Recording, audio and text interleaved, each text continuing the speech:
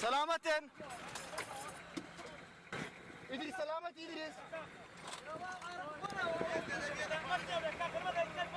چێ لەگەڵ بەردەوامبوونی هێرشەکانی هێزەکانی حکومەتی عێراق دژی میلیتانەکانی داعش ژمارەی قوربانیانی ئاکامی تەقەمەنیە دروستکراوە خۆماڵیەکان ڕوو لە زیادبوونە. ڕۆژنامەنووسی سکاینیوزی بەریتانی ئەمڕۆ ڕایگەیان کە بۆمبەچێنراوەکانی سەر ڕێگاکان کە داعش دایناون تا دێت ڕوو لە زیادبوونە. زۆر ئاسانە دروستکردنی بۆمبی چەنراو، بەڵام زۆر سەختە خۆپاراستن لێی. بەپێی ئاژانسی هەواڵی سکاینیوز بەهۆی تەقینەوەکانی ناوچەکانی دەرەوەی شاری مووسڵ 4 سەرباز کوژراون و زیاتر لە 30 سەربازی دیکەش بریندار بوون. دکتۆرێک لە بنکەیەکی تەندروستی ئەو ناوچەیە بە پەیامنێرێکی سکاینیوزی ڕاگەیان کە نەخۆشخانەکەیان ڕناگات بە بەردەوامی زیادبوونی ژمارەی سەربازە بریندارەکان کە لە بەرەکانی پێشەوەی شەڕەکە دەیانگوازنەوە بۆیان. زەهاوی سەمان دەڵێت بەرزبوونەوەی ئاسی جەنگەکە پێویستی بە نەخۆشخانەی زیاتر، گەورەتر و کارمەندی زیاتر و پێداویستی زیاتر هەیە.